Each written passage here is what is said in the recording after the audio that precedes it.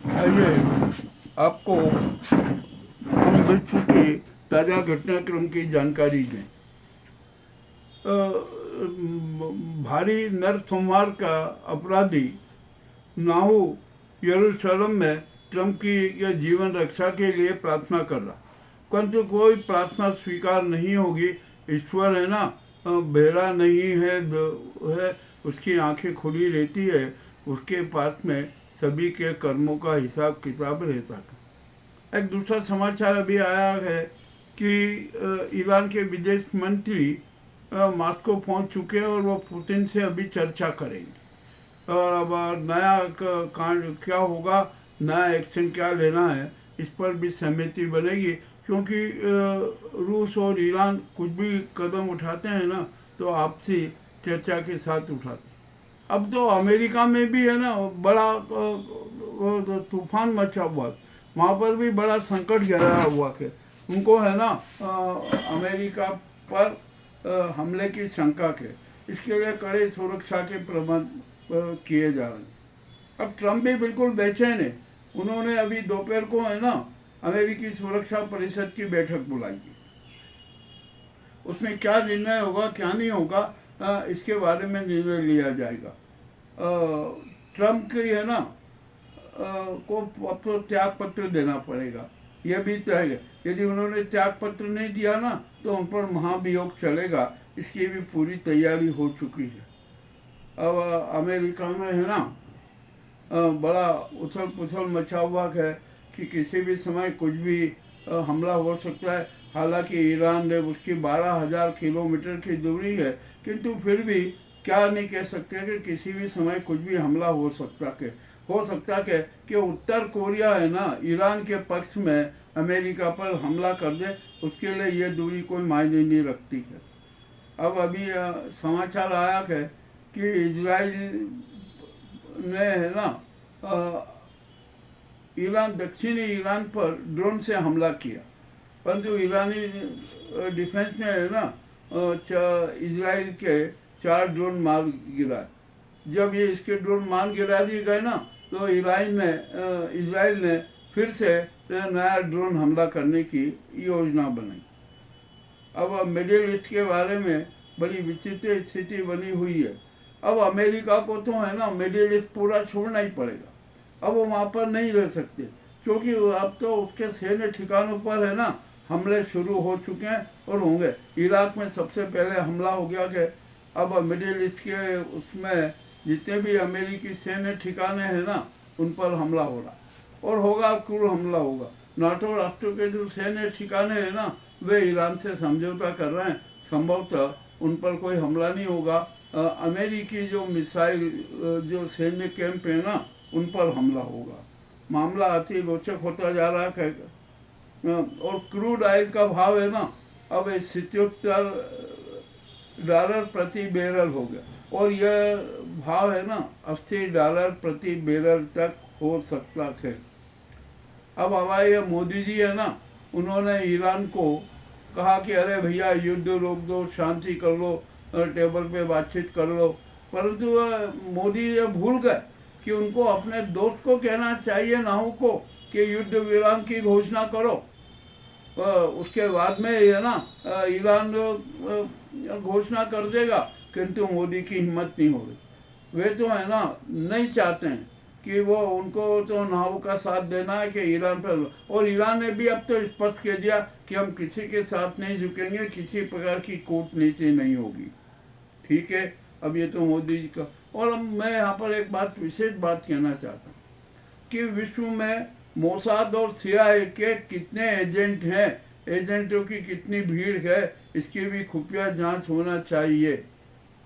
अब तो रूस के पास में भी जासूसी संगठन है, वो इतना प्रभावशाली नहीं रहा KGB। किसी भी तरीके से ये जांच होना जरूरी है। और जितने भी ये CIA के और मोसाद के एजेंट हैं ना इनके चेहरों पे अनेक प्रकार के मुखौटे लगे रहते हैं। जो उनके 1 उतारो, 2 उतारो, 3 उतारो, कितने उतारोगे फिर भी पहचान होना बहुत कठिन है। अब तो विश्व में है ना स्थिति बिल्कुल बेकार होती जा रही है। मानव जीवन पर संकट आ गया है। क्या होगा क्या नहीं होगा क्या कह नहीं सकते। और जो ईरान, इजराक और अमेरिका के युद्ध का क्या परिणाम आएगा ये भी अभी कुछ नहीं कह सकते। यूएनओ में चर्चा हो रही है, यूनेस्को में है ना जो विचार विमर्श हो रहा है, कुछ निर्णय लिए जा रहे हैं। अब तो यहाँ पर यूएनओ को ही एक कठोर कदम उठाना पड़ेगा। उनको अमेरिका की भी भर्त्सना करना पड़ेगी, इजराइल की भी भर्त्सना करना पड़ेगी और ईरान की भी भर्त्सना करना पड़ेगी।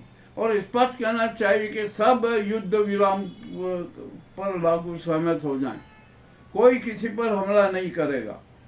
किंतु ऐसा होना संभव नहीं लग रहा है, क्योंकि अमेरिका में युद्ध उन्माद है, इजराइल में युद्ध उन्माद है और ईरान है ना उनके युद्ध उन्माद का जवाब देने हेतु तैयार है।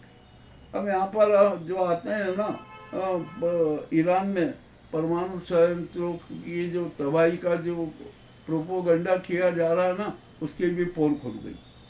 वहाँ पर किसी प्रकार का कोई रेडिएशन नहीं है और जहाँ पर अमेरिकी विमानों ने बम गिराए ना 16,600 किलो के जो बम गिराए ना वे भी निष्फल ही रहे। वहाँ पर किसी प्रकार का कोई रेडिएशन नहीं था। जो परमाणु संयंत्रों में किसी भी प्रकार का यूरेनियम में संशोधित यूरेनियम था ही नहीं। जब वहाँ यूरेनियम ही नहीं था तो रेडिएशन कैसे फैलता, ये भी अब उजागर हो। अब यहाँ पर विश्व में है ना जो घटनाक्रम तो चल ही रहा और परमाणु शस्त्रों की भीड़ लगी हुई, परमाणु बमों का भी बड़ा बड़ा जखीरा एकत्रित किया गया। ईरान के पास में जो परमाणु बम है नहीं वो बनाना चाह रहा और बना भी लिए हो तो कुछ कह नहीं सकते। इजराइल के पास में भी करीबन परमाणु बम है, तो वो क्यों, उसने कहाँ से बनाए, किसने लिए, क्या है परमाणु, ईरान को परमाणु बम अमेरिका ने दिए। अमेरिका के पास में सबसे ज़्यादा परमाणु बम है, रूस के पास में परमाणु बम है, चीन के पास में परमाणु बम है। तो ये जितने भी महाशक्तियाँ हैं ना ये अपने आप को परमाणु शक्ति से परिपूर्ण किए हुए है और चाहे जहाँ जब इनका उपयोग धोंक देने के लिए। और अब पाकिस्तान की तो फजीयत हो गई। पाकिस्तान तो कहीं का नहीं रहा, न ईरान का विश्वास ही रहा, न इजराइल का रहा और न अमेरिका। और अब जो सूचना आई थी ना कि जो बम वर्षक विमानों ने पाकिस्तान के क्षेत्र से उड़ानें भरी है, इसकी वे भी जांच चले कि वास्तव में हुआ क्या है। और यदि ये बात सच निकली ना तो पाकिस्तान पर ईरान का भयंकर हमला होगा, इसमें भी कोई दो राय नहीं। और अब देखते हैं कि जो मुनीर जी है ना कहाँ कहाँ से कितना माल खा के आए हैं, कितना स्वागत करवा के आए हैं और क्या क्या। हाँ, अब यहाँ पर एक बड़ी विचित्र बात हो रही कि ट्रम्प को शांति का नोबेल पुरस्कार देना चाहिए। हम तो कहते हैं नहीं, गलत है। शांति का नोबेल पुरस्कार ट्रम्प को नहीं देना चाहिए, नाहू को नहीं देना चाहिए, किसी अन्य व्यक्ति को दे देना चाहिए, रूस को भी नहीं देना चाहिए, पुतिन को भी। तो यहाँ पर आखिरकार एक नया नोबेल पुरस्कार दे, नरसंहार का नोबेल पुरस्कार, मानवीय मूल्यों की हत्या का नोबेल पुरस्कार, देश के जीव जंतुओं और इंसानों पर प्रताड़ित करने, उनकी क्रूर हत्या करने का नोबेल पुरस्कार दिया गया। इसके लिए है ना ये 3 नाम बहुत चर्चित हैं। नंबर 1 में ट्रम्प आते हैं, दूसरे में नेतन्याहू आते हैं और तीसरे में पुतिन आते हैं। तो इनको है ना नरसंहार का नोबेल पुरस्कार दे दिया जाए। मामला अति रोचक है, ये व्यंग्य है, व्यंग्य की में बात की जा रही है। हम किसी की आलोचना नहीं करना चाहते, किंतु व्यंग्य के माध्यम से जो जन सोच है ना उसकी प्रस्तुति कर। अब आगे और नए नए जितने भी घटनाक्रम होते जाएंगे आपको बता देंगे। जो प्रोपोगंडा चल रहा है ना अमेरिका, इजराइल, ईरान, इनका सबका, इसके बीच में सत्य लाना मुश्किल है, सच की बात जानना कठिन हो गया। फिर भी यह प्रोपोगंडा है। प्रोपोगंडा पूरा तो व्यर्थ नहीं होता, 90% 100% हो नहीं सकता। हो सकता है कि 70% उसमें फेक न्यूज हो, फेक बातें हो और 30% ओरिजिनल बातें। ये आपके सामने हमने प्रस्तुत किया ताज़ा घटनाक्रम। आपको कैसा लगा हमें अवश्य बताएं। बहुत बहुत धन्यवाद।